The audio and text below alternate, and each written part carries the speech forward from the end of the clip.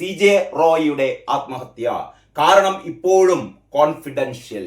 എന്താണ് CJ റോയ് നെഞ്ചിലേക്ക് സ്വയം നിറയൊഴിച്ച് മരിക്കാൻ കാരണം? നമുക്ക് ഇപ്പോഴും അറിയില്ലേ നെഞ്ചിലേക്ക് സ്വയം വെടിവെച്ചതാണോ എന്ന്. കഴിഞ്ഞ ദിവസത്തെ ചർച്ചയിൽ ആരാണ് സുപ്രീം കോടതി അഭിഭാഷകൻ MR അഭിലാഷ് പറയുണ്ടായി, സാധാരണ ഈ സ്വയം വെടിവെച്ച് മരിക്കുമ്പോൾ തലയിലേക്കാണ്.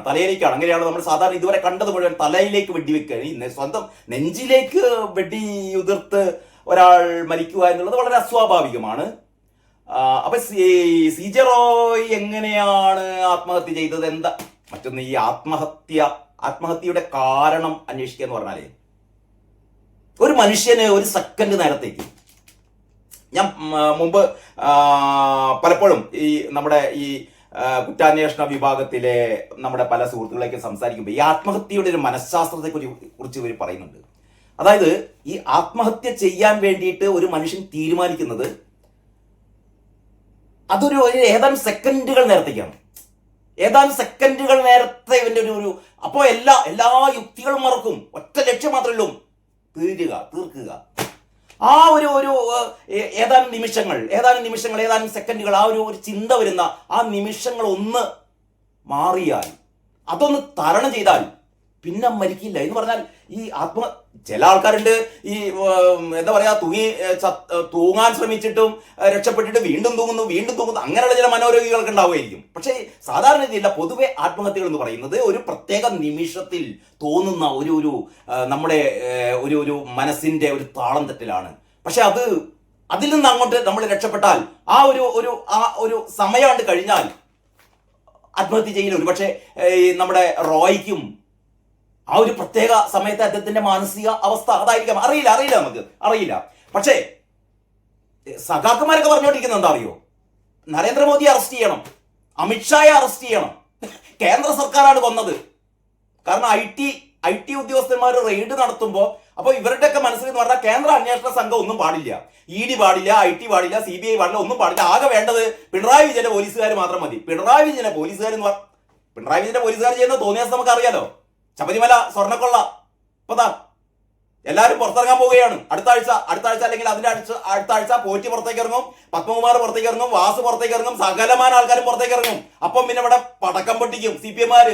ഞങ്ങൾ ആൾക്കാരൊക്കെ പുറത്തേക്ക് ഇറങ്ങി. അതുകൊണ്ടാണ് ഇവര് നേരത്തെ തന്നെ പറഞ്ഞത് കുറ്റപത്രം വരട്ടെ എന്ന്. ഒരു കുറ്റപത്രം വരാനില്ല, അതിനു മുമ്പ് തന്നെ ജാമ്യം കിട്ടി പുറത്തിറങ്ങിയാൽ ഇവർ ആഘോഷിക്കും. ഇവർ പറയും ഞങ്ങളെ ഈ സഖാക്കന്മാര് കണ്ടിട്ടൊന്നുമില്ല. ആ രീതിയിലേക്കാണ് അന്വേഷണം പോകുന്നത്. അപ്പൊ പിണറായി പോലീസിന്റെ ഒരു അന്വേഷണ മഹത്വം നമ്മൾ മനസ്സിലാക്കിയല്ലോ. ഇപ്പോഴും കണ്ടെത്തിയിട്ടില്ല ഈ സ്വർണം എവിടെ പോയി എന്ന് ഇതുവരെ കണ്ടെത്തിയിട്ടില്ല. ഇവിടുന്ന് ഈ ബെല്ലാരി എന്നൊക്കെ പിടിച്ചെടുത്ത സ്വർണം എന്ന് പറയുന്നത് അതിന് തത്തുല്യമായ സ്വർണ്ണമാണ്, അല്ലാതെ ശബരിമലയിലെ സ്വർണ്ണമല്ല. ശബരിമലയിൽ നിന്ന് പോയ സ്വർണത്തിന്റെ ആ കണക്കെടുപ്പ് തന്നെ കൃത്യമായിട്ട് അറിയില്ല എത്ര സ്വർണം പോയി എന്ന്. അവിടുന്ന് കുറച്ച് സ്വർണം ഇവിടെ കൊണ്ടുവച്ചിട്ടുണ്ട്. അതൊരു തൊണ്ടിയൊന്നുമല്ല. തൊണ്ടി മുതൽ പിടിച്ചെടുക്കാനാവാതെ ഒരു കേസ് മുന്നോട്ട് പോകില്ല എന്ന് പറഞ്ഞാൽ കൂളായിട്ട് ഇവരൊക്കെ രക്ഷപ്പെട്ടു പോരും.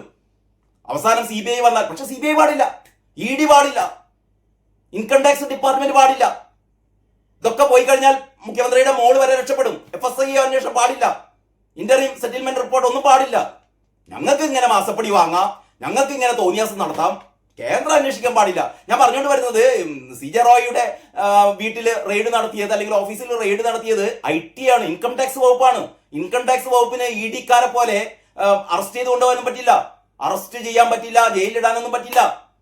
അവർക്ക് പിഴ ചുമത്താം. റോയ്ക്ക് എത്ര പിഴ ചുമത്തിയാൽ റോയ്ക്ക് എന്താ? അപ്പൊ ഈ IT റെയ്ഡിനെ പേടിച്ചിട്ടാണ് ആത്മഹത്യ ചെയ്തത് എന്ന് പറഞ്ഞാൽ നമുക്ക് ഒരുപക്ഷെ മാനഹാനി ഭയന്നിട്ടാവാം. അങ്ങനെയുണ്ടല്ലോ. റോയിയുടെ ഒരു ജീവിത സ്റ്റൈലൊക്കെ നമുക്ക് അറിയാം. കാരണം TV ചാനലുകളിലും സിനിമകളിലൊക്കെ നിറഞ്ഞു നിൽക്കുന്ന ഒരു പബ്ലിക് ഫിഗറാണ് റോയ്. ഒരു ഇത്തരത്തിലുള്ള ഒരു ആദായ നികുതി തട്ടിപ്പ് കേസിൽ താൻ അകപ്പെടുകയാണ്, അല്ലെങ്കിൽ തനിക്കെതിരെ കുറ്റപത്രം വരികയാണെന്നോ അങ്ങനെ വല്ലതും ഒക്കെ തന്റെ പേരിൽ ഒരു ബാഡ് മാർക്ക് വരും എന്നൊക്കെ പേടിച്ചിട്ട് ചെയ്തതാവാം, അറിയില്ല. ഏതായാലും അറിയില്ല. പക്ഷേ ശ്രീജിത്ത് പുനമന പറയുന്നു ഇതൊരു കൊലപാതകമാണോ, CJ റോയിയെ കൊന്നതാണോ എന്നൊരു സംശയമാണ് അഡ്വക്കേറ്റ് ശ്രീജിത്ത് പെരുമന അദ്ദേഹത്തിന്റെ ഏറ്റവും പുതിയ ഫേസ്ബുക്ക് പോസ്റ്റിൽ ഉന്നയിക്കുന്നത് കേട്ടോ. നമുക്ക് അതൊന്ന് കാണാം.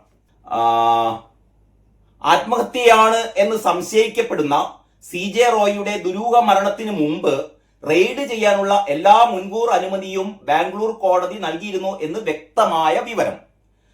കോടതി നിബന്ധനകൾ പാലിച്ചുകൊണ്ട് സെർച്ച് ക്യാമറയിൽ പകർത്തിയും സാക്ഷികളെ മുൻനിർത്തിയുമാണ് എന്ന് വ്യക്തം.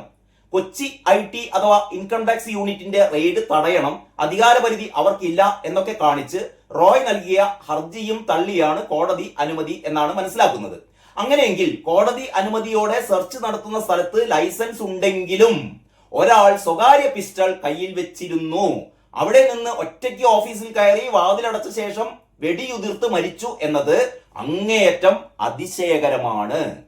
കൊച്ചി IT യൂണിറ്റ് ടീം ഇന്നലെ 5ഓളം കമ്പനികളിൽ റെയ്ഡ് നടത്തിയിരുന്നു. അതായത് റോയിയെ മാത്രം വലവീശി റോയിയെ മാത്രം ഈ കെണിയിൽ അകപ്പെടുത്താൻ ഉദ്ദേശിച്ചുള്ള റെയ്ഡ് ഒന്നും ആയിരുന്നില്ല.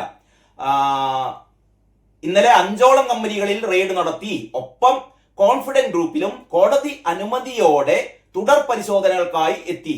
രേഖകൾ ബംഗളൂർ ഓഫീസിലാണെന്ന് കണ്ടെത്തിയ ശേഷം കഴിഞ്ഞയാഴ്ച ഫയലുകൾ സീൽ ചെയ്തിരുന്നു. എങ്കിലും ഡോക്ടർ റോയ് അതിനെ എതിർത്തുകൊണ്ട് കൊച്ചി യൂണിറ്റിന് റെയ്ഡ് ചെയ്യാൻ അധികാരമില്ല എന്ന് വാദിച്ചുവെങ്കിലും കോടതി റെയ്ഡ് ചെയ്യാൻ അനുമതി നൽകുകയായിരുന്നു. കർണാടക ഹൈക്കോടതിയിൽ ടാക്സ് വെട്ടിപ്പിന്റെ പേരിൽ കേസ് നടക്കുകയാണ്, അതിന്റെ പേരിലാണ് റെയ്ഡ്. ഓക്കെ, സെർച്ച് സമയത്ത് അതിന് വിധേയമാകുന്ന ആളുടെ കൈവശമുള്ള എല്ലാ സാധനങ്ങളും അതിനി നഖം വെട്ടിയാണെങ്കിലും ഉദ്യോഗസ്ഥർ മേടിച്ചു വെക്കണമെന്നാണ് നിയമം. കൂടെ ഒരു ഉദ്യോഗസ്ഥനില്ലാതെ ഒറ്റയ്ക്ക് ഒരു റൂമിലോ ഓഫീസിലോ കക്കൂസിലോ പോലും പോകാൻ അനുമതിയില്ല. അങ്ങനെയെങ്കിൽ ഇപ്പോൾ വരുന്ന കഥകൾ എങ്ങനെ വിശ്വസിക്കും എന്നാണ് അഡ്വക്കേറ്റ് ശ്രീജിത്ത് പെരുമന ചോദിക്കുന്നത്. ഡോക്ടർ CJ റോയിയുടെ മരണം കൊലപാതകമോ അതോ ആത്മഹത്യയോ? ഇതൊരു കൊലപാതകമാണോ അതല്ല ആത്മഹത്യയാണോ എന്ന ഏറ്റവും പ്രസക്തമായ ചോദ്യമാണ് അഡ്വക്കേറ്റ് ശ്രീജിത്ത് പെരുമന ഉയർത്തുന്നത്. ഉത്തരം വേണം. അദ്ദേഹത്തെ ചതിച്ചതോ അതോ കൊലക്കി കൊടുത്തതോ? ഉത്തരം വേണം. അദ്ദേഹത്തെ ചതിച്ചതാണോ അല്ലെങ്കിൽ കൊലക്കി കൊടുത്തതാണോ? ഉത്തരം വേണം. നമുക്കറിയാം, ഈ കേരളത്തിൽ മാത്രമല്ല കർണാടകയിലും ഇന്ത്യയിലെ മറ്റു പല സംസ്ഥാനങ്ങളിലും റോയിയുടെ വൻ ബിസിനസ് സംരംഭങ്ങളുണ്ട്. അവിടേക്ക് ഒരു ബിസിനസ് വിജയിപ്പിക്കണമെങ്കിൽ ഈ പലതരത്തിലുള്ള മാഫിയകളുമായി പൊരുതണം, പലതരത്തിലുള്ള ഗൂഢസംഘങ്ങളുമായി പൊരുതി പിടിച്ചു നിന്നാലേ ബിസിനസ് രംഗത്ത് ഇങ്ങനെ വിജയിക്കാൻ പറ്റുകയുള്ളൂ. ഒരു ദുർബലനായ മനുഷ്യനൊന്നും അതിന് പറ്റില്ല. പക്ഷെ CJ റോയ് അതൊക്കെ തരണം ചെയ്തുകൊണ്ടാണ് അദ്ദേഹം ഈ ഇത്രയും ഒരു വൻ കുതിച്ചുചാട്ടം തന്നെ നടത്തിയത്. അങ്ങനെയുള്ള ഒരു മനുഷ്യൻ IT ഉദ്യോഗസ്ഥന്മാർ റെയ്ഡ് നടത്തുന്നതിനിടയിൽ പോയി കണ്ട് ആത്മഹത്യ എന്ന് പറഞ്ഞാൽ ശ്രീജിത്ത് പെരുമന പറഞ്ഞ പോലെ ഇത് കൊലപാതകമാണോ? അതാണ്, ആ സംശയമാണ് ഉയരുന്നത്. ഏതായാലും കർണാടകയിലെ സ്പെഷ്യൽ ഇൻവെസ്റ്റിഗേഷൻ ടീം അന്വേഷണം ആരംഭിച്ചിട്ടുണ്ട്. നമുക്ക് കാത്തിരിക്കാം. അതിനിടയ്ക്ക് ദേശാഭിമാനിയും സഖാക്കളൊക്കെ കൊന്നത് അമിത്ഷായാണ്, കൊന്നത് BJP ആണ് എന്നൊക്കെ പറഞ്ഞ് നടക്കും. അത് പിന്നെ ഇവരുടെ സ്ഥിരം പൊറാട്ട് നാടകമായതുകൊണ്ട് അതാരും കണക്കിലെടുക്കില്ല. അപ്പോൾ അങ്ങനെയൊക്കെയാണ് കാര്യങ്ങൾ. പിന്നെ